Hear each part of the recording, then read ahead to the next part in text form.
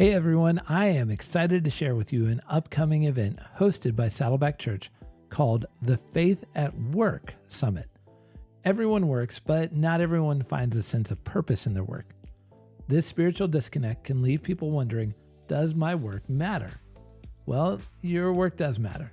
Whether it is church work, corporate work, small business, or in the home, your work matters to God. So that's why on June 10th, the Faith at Work Summit at Saddleback Church is hosting Fortune 500 Christian executives from Target, Disney, Cisco Systems, Metronic, and Capital Group. Each of these speakers are passionate about the integration of faith and work. They are seeing God move in their companies, specifically through Christian fellowships and small groups in the workplace that they are leading. Are you interested in workplace small groups or fellowship with business-minded Christians? Do you or any of your small group leaders lead a group at their workplace?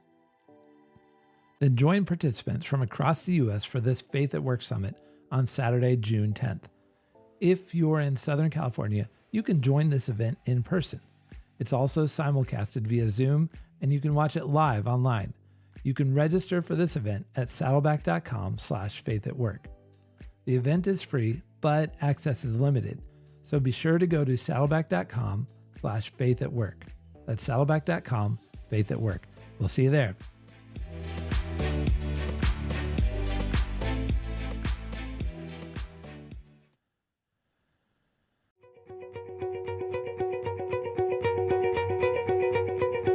Hello, and welcome to SG Squared. Steve Gladen, Global Small Groups Pastor at Saddleback Church, pulls from his 20-plus years of small group ministry experience to encourage and equip listeners to lead more effective small group ministry. Sit back, learn, and enjoy SG Squared with Steve Gladen. Welcome to SG Squared, Steve Gladen on small groups. Derek here as always. Thank you so much for tuning into our show. And I am excited that we've got a special guest on the show today, Christina Dawson, Life Groups Director at the Woodlands Church, who's also an entrepreneur and done big stuff in the business world. And we're going to be talking about how data can help you. So Steve, how excited are you for this show? You know, I'm always excited. Anytime I can be with you is always an uplifting piece. Whenever we can have someone who's on the show with us is always a plus. And Christina and I bumped into each other in the open office hours. For those of you that are not all access members of the Small Group Network, I'd encourage you to do that because once a month we have an all office hour together. And I get to host that. And Chris, the lead pastor or the lead small group pastor at the Woodlands, was on it along with Christina. And we had a great opportunity just to rekindle. Chris and I are good friends. We've been knowing each other for about 5 to 7 years. And Christina was on the show. Not on the show, but she was on the open office hours, if I can get all that out. And we were talking about something that we always have a kinship about, and that is data. And I know if those of you that have been through Accelerate, we always talk about how data is king. We all know Jesus is king and Lord of our lives, but data is a big piece of how the small group ministry runs. So Christina, welcome aboard. Say hello to everybody listening to the show. And then if you can, give us a little snapshot. Give us about 30 seconds of heart about who is Christina? Who is this voice they're going to listen to? Yes, thank you, Steve, so much. Hi, everyone. I am Christina, and I'm so excited to be here. I am just a woman who loves the Lord and loves His people. And I am new to the small groups world, but I am not new to people. I have been working in sales, all different capacities, and serving people in so many ways. Even before sales, I worked in restaurants and even worked in my dad's restaurant when I was a little girl. So the Lord had a plan because He wanted me to start serving people at a really young age and raise me up so that I could learn how to do that for Him. Because that's what leadership in the church is, right? It's being a servant. So I am an aspiring servant leader.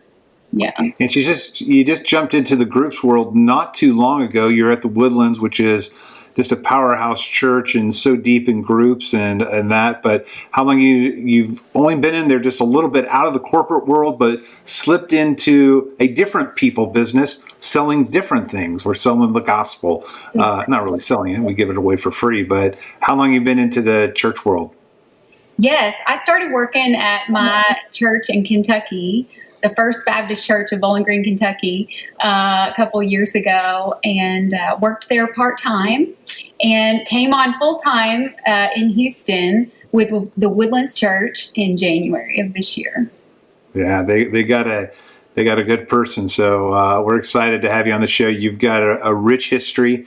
We got some great, you can always look in the show notes. We got Christina's bio in there, and we're going to run through 7 thoughts that you may not have been thinking about with data that's going to be super important. And as you know, we may talk about some corporate things. We may talk about, you might hear sales or marketing or different angles, but what we're always talking about is people, getting them close to Jesus, and more importantly, getting them to be great followers of Christ and discipling them. But in doing that, you've got to know who they are, and you've got to manage the people you're with. And if you've got more than a handful of groups, you've got to get into data management. And so it's very, very important for you to understand, although you may go, man, this isn't quite the gospel and what I was thinking.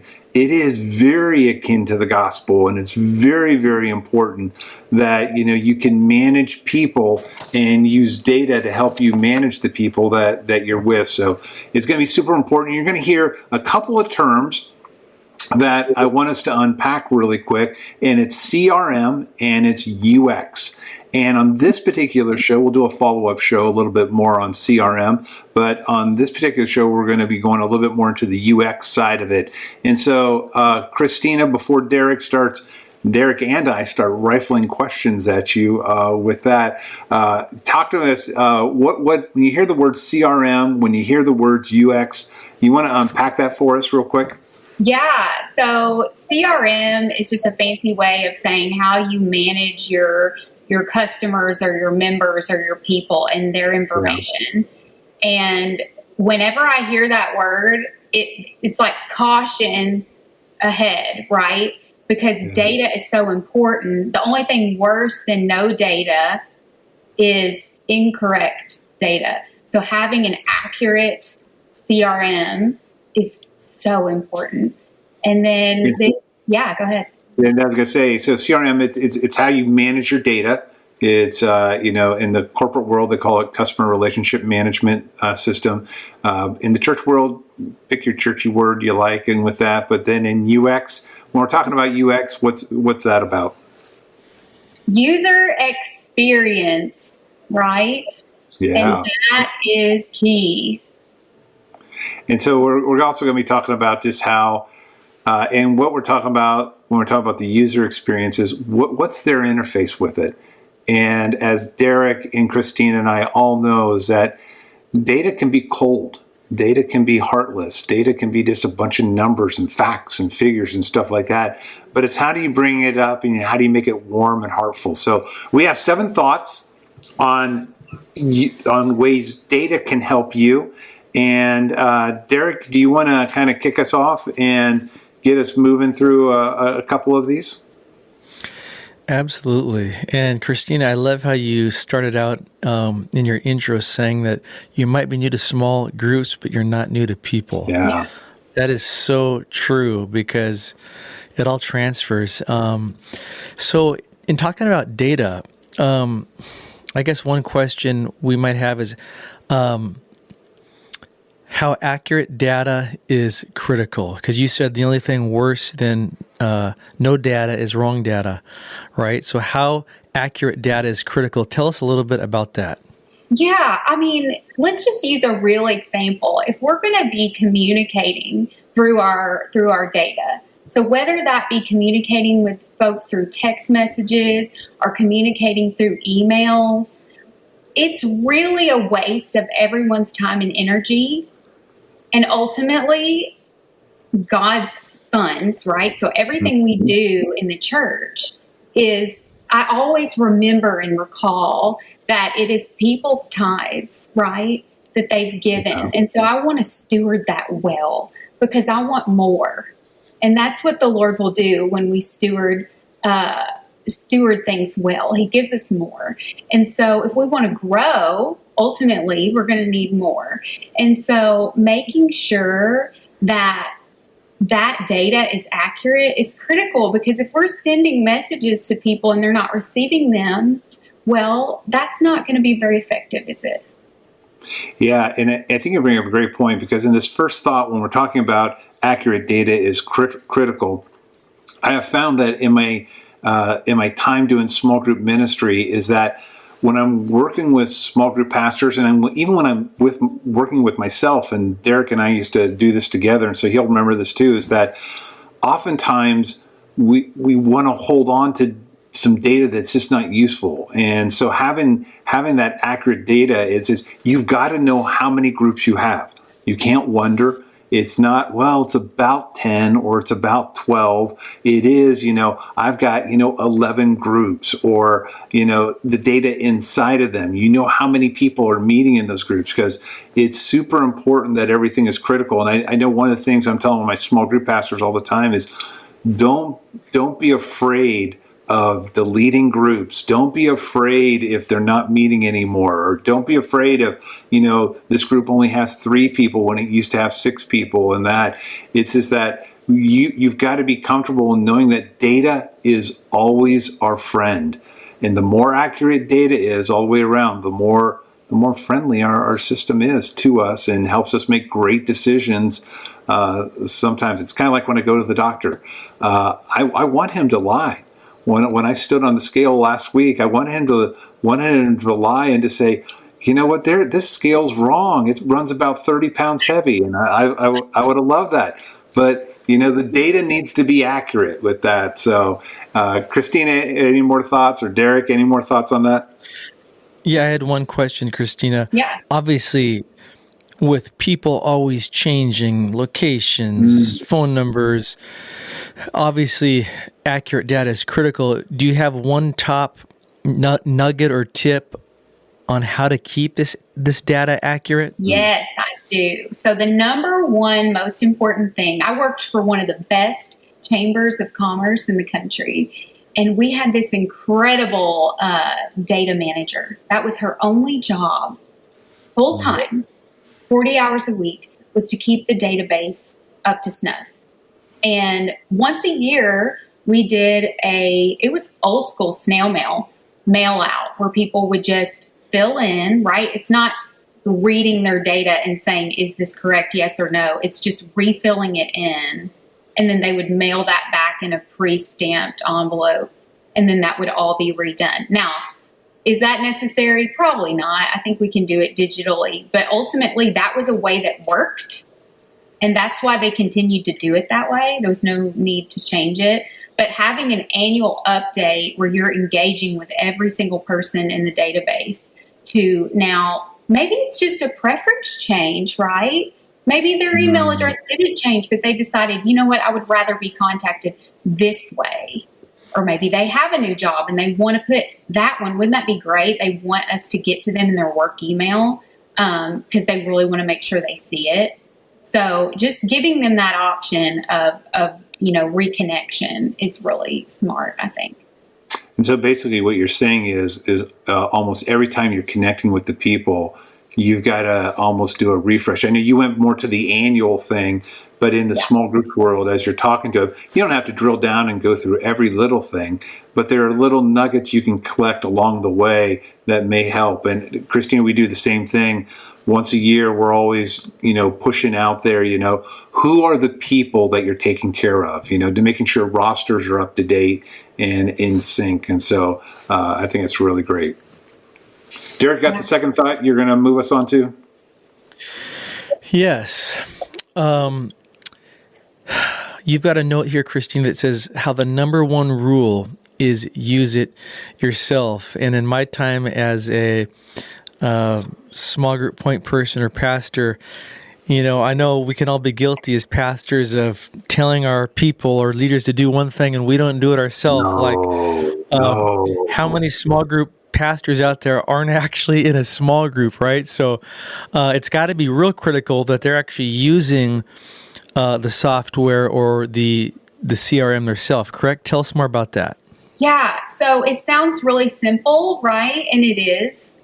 Okay, it is very simple. But it is so, so important.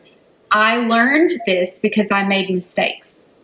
When I was an entrepreneur, one of the main sources of my business was a website. And people would go onto the website, and I remember working so diligently and so hard to build this thing. I poured in so much money. I hired so many experts to help me build it. And by the time I built it, I was exhausted. Yeah. And I worked so hard that it was the best, right? But it wasn't. And I failed to do the simplest thing, and that was to go through the process on my own and make sure that it was friendly, user-friendly, and that it was a good experience.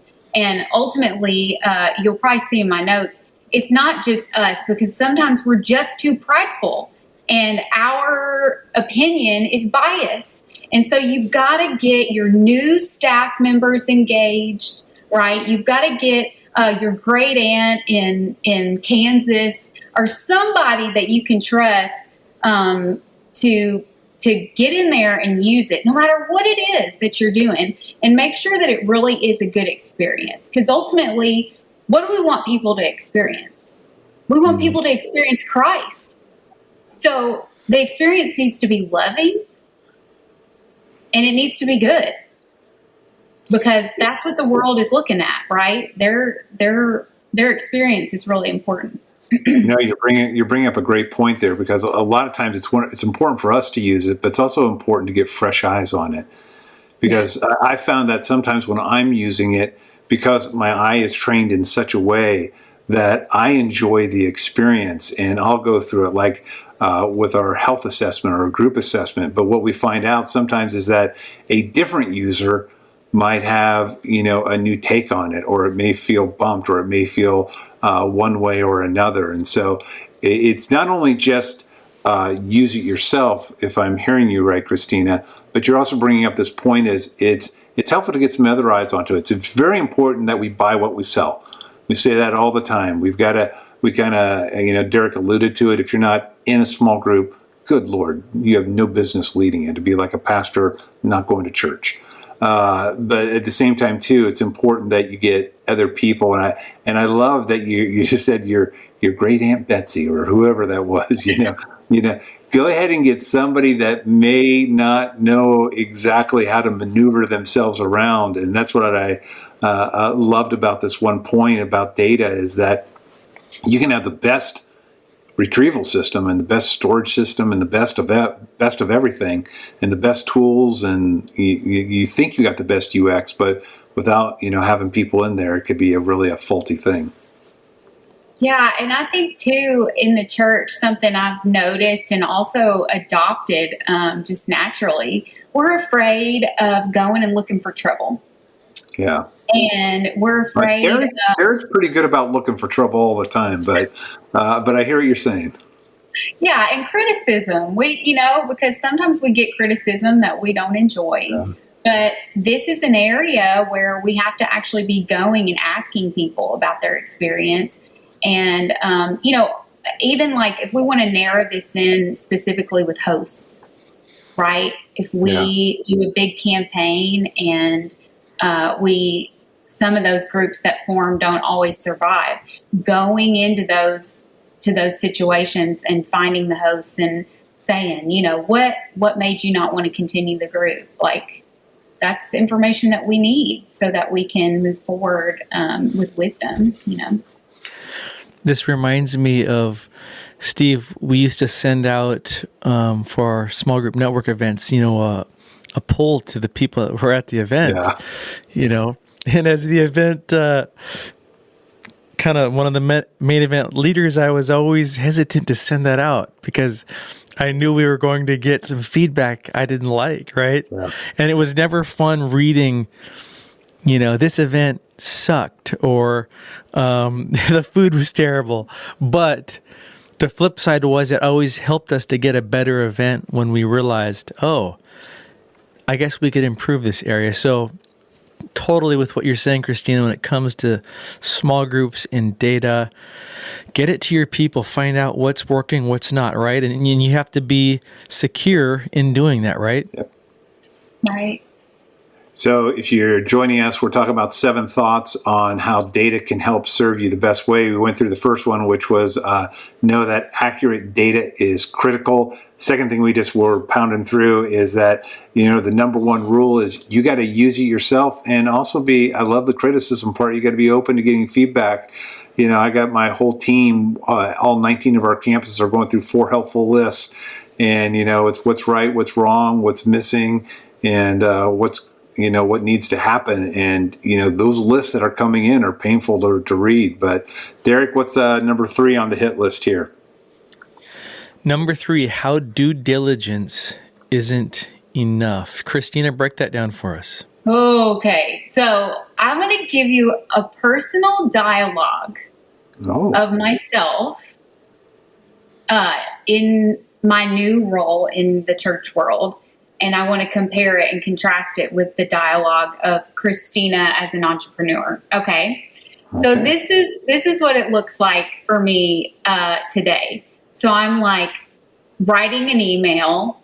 Maybe let's do an email blast. Okay. So we're doing a widespread email out to everybody, making some announcement, and trying to get people's attention. This is about engagement. Okay. I'm trying to engage. So this is me today. Oh, I'm so glad that I'm done with that email. This day has been so long and I'm exhausted. Well, I've looked over it. I'm pretty sure there's not any errors. I should send it to somebody else real quick and have them check it. No, I'll just go ahead and send it out. I really needed to get it out yesterday, so I got to get it out today. And so then let's go to the other side of me. The entrepreneur me would be like, I'm going to stay up all night long and come up with the best subject line imaginable so that I can make sure that people are going to open it, right? I was so determined and I was so passionate about it being the best email in the world every time because it had to be. Because I would not be successful. I could not continue my mission of having a business. I could not pay people. I could not survive unless I engaged. It was critical.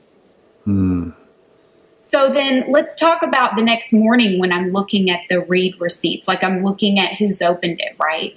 So if I'm in the church, I might find myself saying something like, well, I sent the email. I can't make people open it. If they didn't open it, if my host didn't open the email, I can't, there's nothing I can do. I can't force them, right? But the entrepreneur me, as a business owner, if my open rate was, less than 40%, I'd be like, I'm calling in an expert. I'm going to spend whatever money I have to spend to learn how to do this right. Why? Because I had to. You see the difference? So one of the things you're bringing up there too is just, a lot of times in corporate world, or when you're an entrepreneur like you are, there's that hunger factor that's there because that if you aren't successful, you're not getting a paycheck. And sometimes in the ministry world, we can get into such a soft place that the paycheck's always coming. So whatever job you do is close enough. And what I was hearing from you in that one part that I love is that little hunger piece of being able to say, I do want to go that extra mile and if something is broke, it kind of goes back to our last point a little bit. If something is broke or something isn't happening, I'm going to go the other step. I'm going to go beyond and find out. You were just talking about emails and stuff like that. One of the things that we always look at is open rate. and going back there to say, you know, what didn't work if it wasn't there, and scrutinizing our own selves. And I'll never forget, on our newsletters, you know, we didn't have a great open rate, and we finally went and we met with all of our group leaders and just said, what is it that you want from a newsletter? No shock, what they wanted was not what we were giving. And, you know, all they wanted was ideas. And once we started giving them what they wanted, our open rate, you know, is now at 70%. And so, you know, with I love what you're talking about, that due diligence part. Anything else you want to bring out on that's important on maintaining that hunger and maintaining the ability for the due diligence to be there? Yeah, I want to be kind to us here, because this is not meant to be condemning. So I find that the reason why my attitude is different is because I'm trying to avoid burnout, and I'm trying to avoid the Messiah complex, right?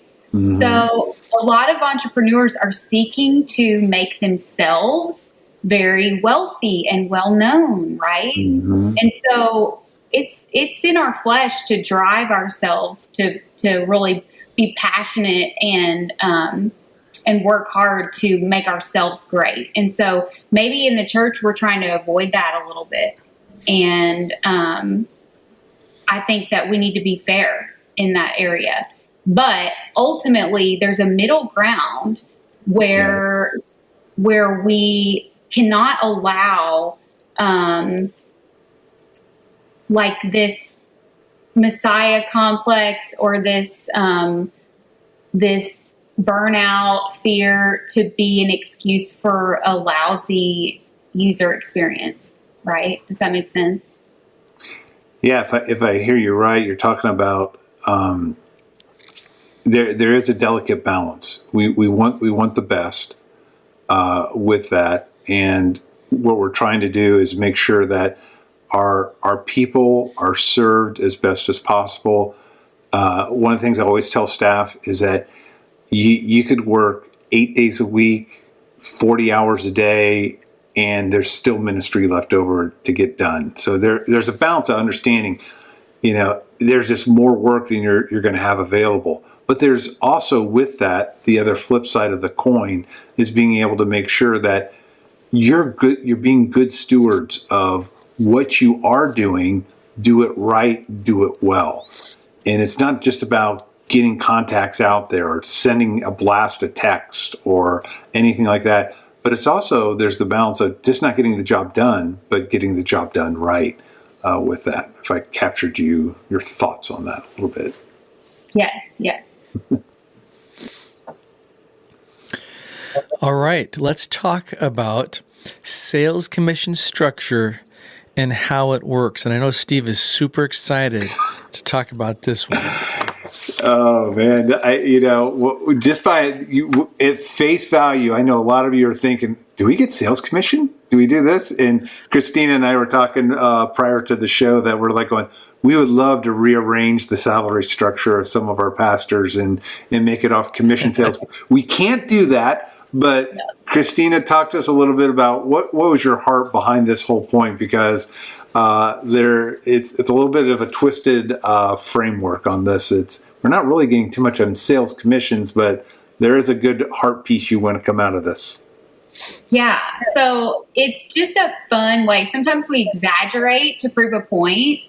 And while I would never actually say we should go through with this, I want to tell our audience that this came from you asking me a very fun question. You asked me, Christina, if you were queen for a day, what would you do? Right? Yeah. And so that's a unrealistic question. So I gave a bit of an unrealistic answer. But ultimately, the idea is that a commission sales structure is the ultimate accountability. Yeah. There is nothing greater, because if you're working on a commission-based sale, you will not get paid. You will not be successful unless you win, right? Unless you engage with the person, unless you sell them, whatever it is. So the majority of my entire working career has been in some capacity like this. Think about a waitress. She will not make a good living if people do not engage with her, and she doesn't do a good job because she's operating on tips, right? Yeah.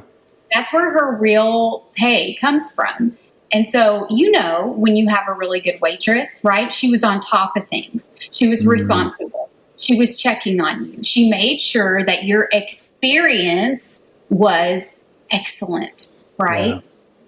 So I'm like channeling all my waitress energy, right? When I'm thinking about my life group, because it's really the same thing, right? Jesus came to teach us how to be servants. And so we should really be thinking that way. So whether it be commission sales or, that's kind of for people that really understand sales, they're going to get that. But for anyone out there who doesn't, think about it like a waitress or a server at a restaurant. Same thing. Yeah, and when you're talking about that, I mean, the part that I loved about it, and it is one of those things that the accountability gets dialed up a little bit more. I know that you shared a little bit about a verse in Romans. Do you want to unpack that a little bit? And because there is an accountability for us as followers of Christ, it is clear. Let me be very, very clear. We're not going to do sales commission or push that, on anything. But there is a piece of it that there is something that drives us a little bit more than money, hopefully, and that is hearing, "Well done, thou good and faithful servant." But you had a verse there that I really loved in Romans 12, and can you unpack that for us a little bit? Yes, I would love to. I love this passage in Romans 12. It's really part of what changed my entire life, to be completely honest. So I'm just going to read it really quick. And it's so interesting. Paul is really selling us hard. I mean, he opens it up saying, "I appeal to you, therefore, brothers." He's saying, "I urge you," like he's listened to me, right? He's really trying to get us to pay attention. By the mercies of God, right? Whoa, like because of God's mercy, that's why he's asking us to pay attention.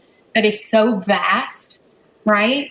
To present your bodies as a living sacrifice. Now, this word I had to look it up because you might be thinking of it as a physical body, but ultimately, if you look up the original Greek in the Strong's Concordance, this word somata, or the root word soma, a body, it can be your physical body or your flesh, but it's also the body of the church. Yeah. So our small groups ministry, you can just put that right in here, right? Yeah.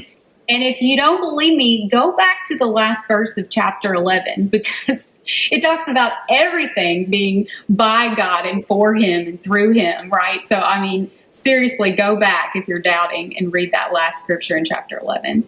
But he says, present our bodies as a living sacrifice, holy and acceptable to God, which is your spiritual worship. And so ultimately, like, this is our accountability, that it is holy, that it is set apart by God and for God, and that it's pleasing to him. So when we're doing our work to support our small group ministries, we have to be consistently asking ourselves, is this holy? Is this set apart by God and for God? And is this pleasing to him? Right? Yeah, it's one of those pieces where it is what drives you. And when you're making a living, a lot of my friends are in sales, a lot of them are sales managers, and the money out there is ridiculous. But the point is that, if money is what's driving you, get in a different biz. But for us, what drives us is that whole part. And I love what you're bringing up there in Romans 12 as being, making your bodies a living sacrifice. And really, I love what you said there is present instead of bodies, present your small group ministry and putting it there before the Lord as best as possible. When you put your head down, are you doing the best? Are you doing the utmost to be able to get out there and help your people? A couple of practical tips in this area. I mean, Christine, you brought up the analogy of the server that comes to your table and is right there taking care of you. And it's important that, there are certain things that we can do as small group leaders when we're engaging our people and getting that relationship built across there, is just being able to ask, just good questions. Think about the questions that you're going to engage your people with, because part of, getting a relationship built, and that's going to get you the best user experience, because the more relationship you build, the more honest they're going to be, and the more you can dig in a little bit of where they're at. But when we're talking about this point right here, it is being able to say, what are some of those questions? And oftentimes I found myself in the busyness of the day, and it shouldn't be like this, but in the busyness of the day, when you're making some calls and you're checking in with people, you're shooting from the hip. And I just want to encourage you, start to think through, what are those heartfelt, engaged questions that you could ask people before, you're starting to talk with them, and be right there. And because there is an accountability, you're giving accountability to them, they're giving accountability to you, but most important, you're giving accountability to God for the people that you're taking care of. Proverbs 27 talks about, you got to know the conditions of your flocks. You got to know these things. Throughout the Bible, there's all kinds of analogies of God giving you things, and how are you going to do with them, and what are you going to do with them? So it's super important. Any wrap up, you or Derek, on this point right here, this thought? One practical, I think Christina. Yeah. No, go ahead. One practical thing just to throw in there that we have a lot of success with at the Woodlands Church is asking people how we can pray for them. It's so simple, but everybody needs prayer. And it's a great way to engage on a deeper and more personal level with whomever we're speaking. I just loved your analogy of the waitress. I mean, it's so true. We all love great service. Yeah. And this is over something as simple as food. We love great service because it makes the atmosphere great, or it can break it, right?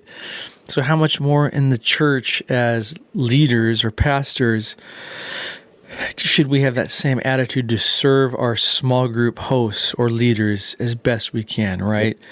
And that has, that looks different, but that's communication, right? That's asking if I can pray with you, just the simple things. But I just love that. That was a home run, Christina. So question for you is, why is setting achievable expectations a must in your view? Yeah, I think expectations are critical, because you can really shoot yourself in the foot, is this term I like to say, if you set people up with expectations that you don't deliver on. So setting the simplest expectations are the one that you can meet, because you can blow their mind and do better. You can always if you do better than what you say, then their experience is good. But if you're setting them up to be disappointed, well, that's just not going to work out for anybody. So some people call that, and I've heard you say it, Steve, to over-deliver, right? How does it go? Under-promise and over-deliver. That's right. Under-promise and over-deliver. That is so wise, I think, in this area of expectations, for sure. So Christina, but how would you do that in the sense of for the user experience? How are you setting their expectations lower so that when you over deliver, or what are some practical pieces that you may be thinking with that? Yeah, I'm always framing this up about people coming to a group for the first time, right? They don't really know what to expect, and so I'm new to this world, but I think if people have an expectation, right? Sometimes sometimes no expectation is even scary. Yeah. So if you can make content to put out there that kind of shows people a little bit about what it looks like, that can be really comforting. I remember when I first started in all this, and the thought of going into a stranger's home or having strangers come into my home, and I just thought, this is just overwhelming to me. Yeah. But when there's content available to just get a glimpse of what that looks like, I'm a big fan of testimonials because it's real, and people love stories and they love to see people's faces. So anything that we can do to show people, especially a new user, a little bit about what it looks like could be really, really helpful, I think. Yeah, I think another practical thing for us as we're engaging with our people is, when you're engaging with your hosts, when your coaches or with any of your leadership, they expect you obviously to know their name, but knowing the name of their spouses, knowing the name of their kids, let data work for you. Get to know what some parts of their life that are standing out. And again, if you think through friendship and stuff like that, their expectation is going to be somewhat low. You have a great opportunity just to blow them away by just knowing a little bit more or going a little bit above and beyond with that. I know that periodically, we'll have people that I have no expectation on certain people doing certain things, but when they come over to our house, when they bring something to us, when they surprise us with a little gift, doesn't have to be an expensive gift, but when it's a little something, or when you're just giving them a little note, you drop it in the mail, stuff like that. Again, there's no expectation out there. Our culture, coming out of COVID, we have set such a low user experience. When I go to order something, I just plan on it being wrong. I'm just counting on it being wrong. I'm just at least out here in California, I'm expecting poor service. So when, that expectation is so low, you just go above and beyond. Same thing in the church world. Hopefully all the time you're trying to go a little bit above and beyond and taking this whole point that we're talking about here, this fifth point about, setting, the achievement and expectations.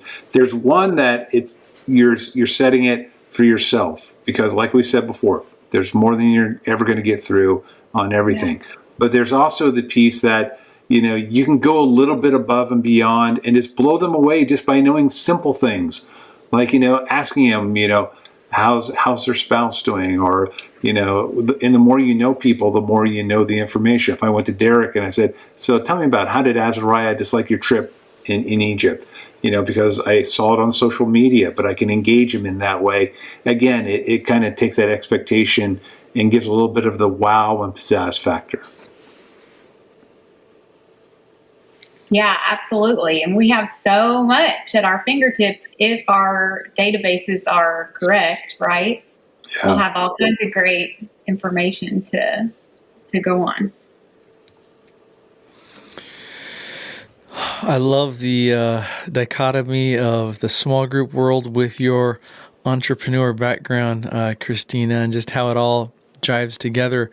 Talk to us about how group health and corporate training are essential, as you would say. Yeah, or you can take it into the coaching side too. Yeah, the biggest thoughts that I have on all this is ultimately seeing the necessity of having, being able to delegate a lot of responsibility, right? So being able to allow people to work for you, like no matter what our budgets are, no matter how big or small they may be, or how big or small our teams may be, it's never enough because they multiply so dramatically, right? Even the churches that have the biggest staffs and the most amount of groups, right? If you look at the ratio, it's always just so out of control. And so I think one thought that I've been really thinking on lately and that we're planning to do at the Woodlands Church is, instead of trying to figure out how to train and coach all of our people ourselves, we're looking at doing a campaign where we find the healthiest groups in all the aspects that we're monitoring, and we let them do the teaching. So going out and getting a testimonial and doing a really smash up job, like just so good, right? Making it really professional, getting a testimonial from them of that piece of group health, right? So maybe we're going to talk about serving together. There's always groups that do a great job at serving together, and it's really bonded them, right? So if we can go out, instead of just randomly telling people you really should be serving together and this group did it and it's worked so great for them, or, here's why we do this, letting them tell that story and then putting the passage from Acts chapter 2 right in there, right? And letting that powerful, powerful story do the teaching for us. Now it's just a matter of us getting it out to everybody. But if it's well done, people will watch it. And I think that the effectiveness of something like that would be so much greater than anything else that we could do. Yeah, I think a key point you put there is story. And when you look at the New Testament, Jesus, he taught always in stories. Very, very little was lecture. And the beautiful thing about stories is it begs a question that's going to happen right there. And the beautiful way to reinforce the data and the experience that you want from your people is, being able to, reward what you want repeated. And part of when you have a group up there, you're rewarding them for what they've done right. And if you can share it through a story, the power is right there. So it's a great point for each one of us to keep in play. Yeah, and these days, man, just a new iPhone will do it all, Used to, not that long ago, you really would have to hire a production company to do something like this. So for you guys out there that are feeling sad right now because you think, well, that's easy for her to say, maybe her church has those resources. Listen, in today's world, there are literal movies, like literally Hollywood is making movies on iPhones. So, rope in your student ministry and see if they don't know how to put that together, and engage with them, because technology has made it possible today to really do a lot of things with not very many resources. So we can all do it. Well said, Christina. Well said. I hope everybody takes that point she made to heart. With the beauty of technology, with iPhones or smartphones, with these apps, Canva, so much can be done with a simple, even video editing software, all done on your phone for free, and you don't have to pay a big video editor to do it all. So, great point. Let's wrap this up with your final point you had, which is what to do before you meet your people. Tell us what you mean by this, Christina. Steve, why don't you lead us on this one? Yeah, no problem, because so often in the groups world, we get stuck and, we know we want to call the people. We know we want to do it. Some of us will just dial the phone and push it right in there, or you'll see them on the weekend and engage.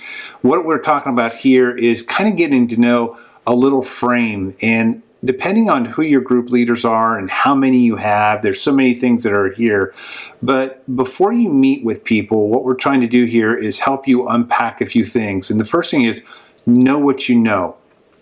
So if I'm going to meet somebody, I'm going to want to make sure that I know them.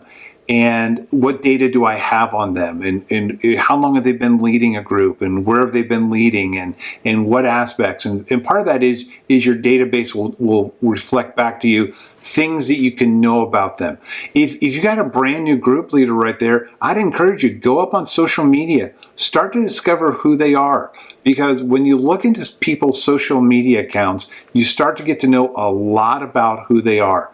They're on Instagram. They're going to be on Snapchat. They're going to be on Facebook. They're going to be on Twitter. There's going to be things that they're going to be on.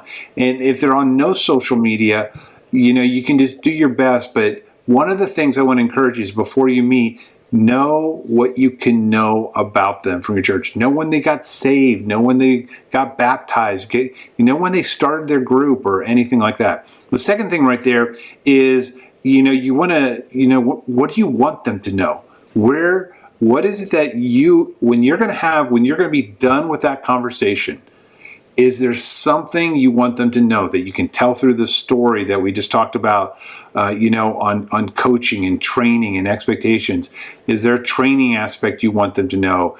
Is there, some piece that you want them to be able to do a little bit better? But what is it that when the conversation's over, what is it that you want them to walk away going, I'm feeling a little bit challenged, or I want to know this particular nugget. It may just be an announcement you want them to know, or something that's coming up that you want them to know. And then the third thing is where are you wanting to take them? Is this a brand new leader? You're just trying to get them a little bit more deeper in what you want them to be able to do? Is this an experienced leader where you're going to say, I want them to be in this particular area? Derek and I talk all the time on this show about college football and recruiting and being able to develop people in that. In the corporate world, where Christina is from, it's called Leadership Pipeline. In the church world, it's this developing your people. Where is it you want to take them? I love this passage in Exodus 18 when Jethro is coaching Moses on, there's people who can lead tens, and there's people that can lead 50s, and there's people that can lead hundreds, and there's people that can lead thousands. And are you trying to take a 10 to a 50, or a 50 to 100, or 100 to 1,000? Or maybe you're just trying to take a 10 and make them the best 10 that they are, of leading a group of 10 or leading the best in 50. The point is, though, where are you always trying to develop people? It's a little bit different than the point before of what do you want them to know, because it's more finite. That's something that's going to happen in the conversation. This is the developmental piece. So know what you know about them, know what you want to do in that particular time. And then the third thing is obviously, where is it you want to take them? Where do you want to develop them? Because everyone is on a development pathway. And the great thing is that when we're talking about data, when we're talking about a CRM, a UX, what you want them to feel in this experience is that I have a church that's developing me and challenging me and taking me along in a journey. So as you think through these 7 thoughts, what we're talking about on data, I'll give final thoughts to Christina and Derek here in just a second. But what from my heart, when we're talking about this, is we want you to be able to take these experiences and make it work. What corporate does, Christina was talking about this, they're trying to make money. They're trying to make a sale. They're trying to get the next big widget and things like that.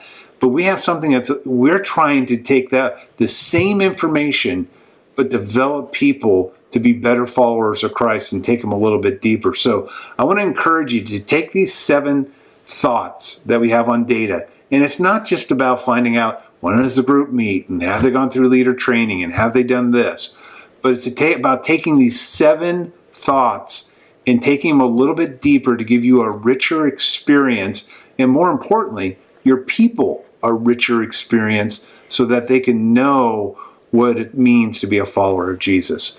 Christina, Derek, any final thoughts as we kind of wrap up this particular part of the show? Yeah, I do want to mention one thing, since you have kind of closed this off with that comparing once again the sales world, right? So when we first met and we talked about this a little bit, which, got you interested in having me come on the show today, when we got off that call, our office hours call, my boss, the lead pastor of life groups at Woodlands Church, Chris Van Houten, he said, how funny is it that here we are ultimately trying to sell a free gift that really is the one thing that everybody needs. Yeah. The one thing that everybody needs, and it doesn't cost anything. Yeah. So we should really be trying to sell this thing, right? Right? Like we should really be making sure we're doing our best efforts to be that vehicle through which the Holy Spirit will speak and use us to present the gospel to God's people. Yeah, it's a simple concept, but very eternal in everything we do.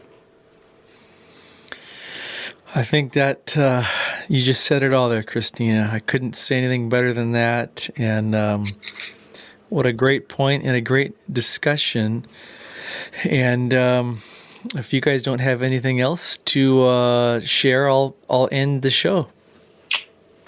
Make it cheers, buddy. Christina, Steve and I want to thank you again for taking part of your busy day to join us as you're got so much going on with entrepreneurship and leading groups at your amazing church, the Woodlands. Thanks again for spending part of your day with us and sharing your knowledge, your experience, and I really enjoyed just your fresh perspective coming from where you have. So I think our listeners are really going to enjoy this and take it to heart. So to everybody listening or watching, we want to thank you for joining us. We hope this episode has always encouraged you and equipped you to better lead your small group ministry. And until next time, goodbye. Thank you for listening to Steve Gladen on Small Groups. If you like what you've heard, make sure you subscribe to Apple Podcasts, Spotify, or wherever you get your favorite podcasts. If you want to learn more, make sure you check out smallgroupnetwork.com for more resources.